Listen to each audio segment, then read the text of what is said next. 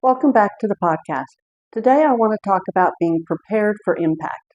Not prepared in the sense of believing that we can stop every attack, because that's just not possible. And not prepared because we bought one more tool or we ran, another analysis or whatnot, but prepared more in the sense that when something does happen, and it will, that we already understand the likely impact, we understand the pressure points and the limits of our controls.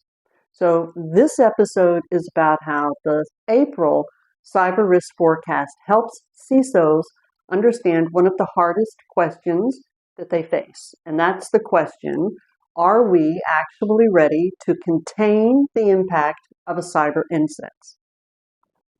And this question isn't just about technically, but we're going to focus on operationally and most importantly, financially. And that takes it to the executive level.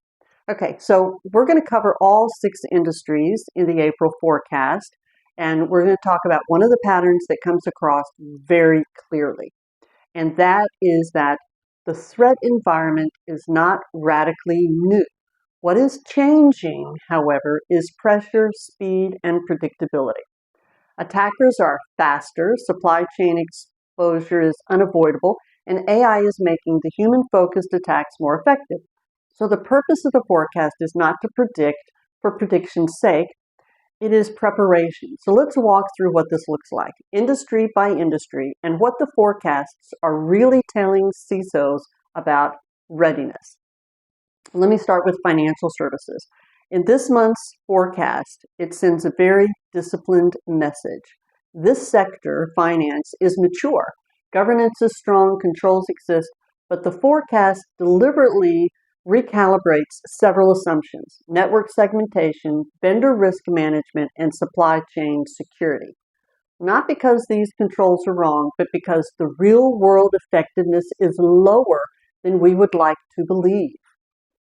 So the message here is subtle but important. In the financial services sector, preparedness is not about pretending complexity can be eliminated, because it can't. Instead, it's about acknowledging that complexity limits the perfection. The forecast prepares CISOs to answer the impact question by saying this: you are unlikely to prevent every third-party issue. Your job is to reduce the blast radius, preserve transaction integrity, and recover trust faster. This is why backup integrity remains emphasized and why out-of-band verification matters more than spam filtering, and why vendor exposure is treated as a systemic issue, not the exception. The financial services readiness is about absorbing shocks in tightly coupled systems, not about building an impenetrable wall. Now, let's talk about healthcare, because healthcare tells a very different story, but it reaches the same conclusion. In this month's forecast to April, it keeps the healthcare risk on a high alert, especially for ransomware.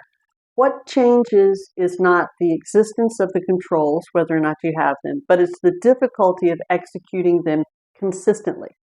So legacy systems, medical devices, clinical uptime constraints, segmentation exists, but it's not uniform. Backups exist, but restoration under pressure is hard. And monitoring exists, but device ecosystems are fragmented. So the forecast prepares the healthcare CISO to answer the readiness question honestly.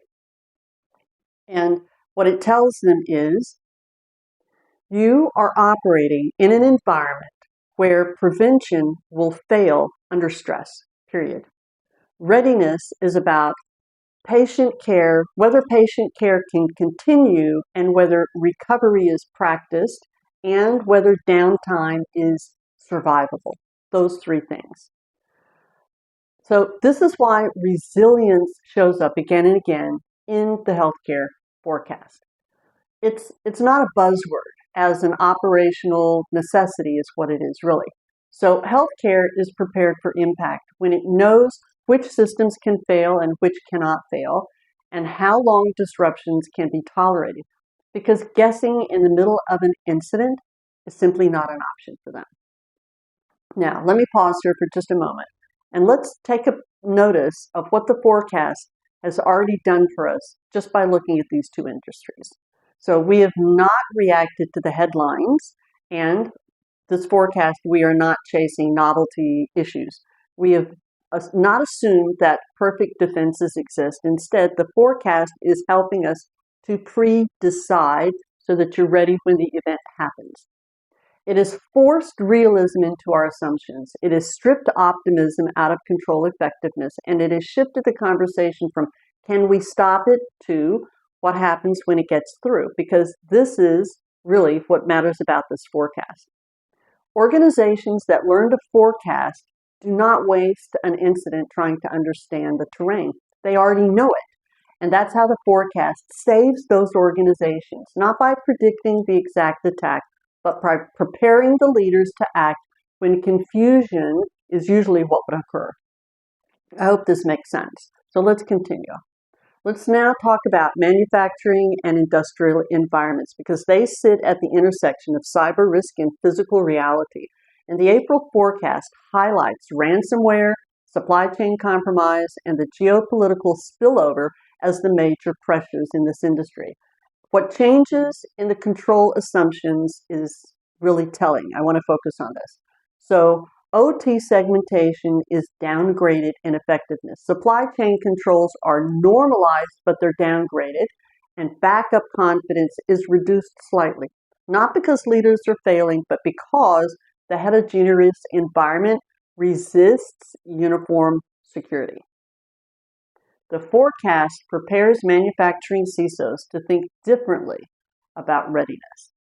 And here's what a CISO in this industry, how they would answer that question. Your greatest risk is not data loss. It is operational stoppage. Containment here is not just digital. It is physical containment. Preparedness means knowing which plants can go manual and which systems are brittle, knowing which suppliers represent a single point of failure. So manufacturing organizations that forecast effectively don't wait to learn these lessons during a downtime. They already know where recovery is slow and when disruptions will cascade. Let's switch now and go to retail and hospitality because they face immediate consequences from disruption as well. For them, downtime stops revenue and payment issues erode trust instantly. For them, the April forecast reflects this reality by emphasizing third-party exposure. So POS platforms, booking engagements, loyalty providers, and marketing ecosystems are at the top of this list. Controls here are adjusted not because efforts are weak, but because the dependency is structural. So what the forecast gives CISOs in this industry is to answer this question about impact is this. You cannot eliminate upstream risk. You can only manage how quickly it turns into customer harm. This is why resilience and detection speed and response coordination matter more than contract language. Retail and hospitality readiness is about time. How fast can you isolate? How fast can you communicate? How fast can you restore services? Now, forecasting allows CISOs to measure readiness in minutes and hours, not control maturity scores, not for this industry. Okay, now we're going to pivot and talk about professional services because this stands out in this month's report. Here, the MSP and third-party access controls are rated as a low effectiveness. I want that to sit with you for a minute. That's a strong signal. Not because firms don't know what to do or how to do it, but because execution is inconsistent. Privileged access is deeply embedded, and trust relationships are operationally necessary. Monitoring often lags what reality tells us, and the forecast prepares CISOs in this sector to confront a hard truth, and that is, if your business model depends on trusted access, your readiness depends on how well you supervise that trust. Containment here is about limiting lateral movement. It is about visibility into partner activities. It's about detecting misuse quickly, not assuming that it's not going to happen. So this month's forecast gives professional service leaders the ability to talk honestly with executives about where exposure really lives. Now let's pivot to government and education because they face some of the most complex pressures.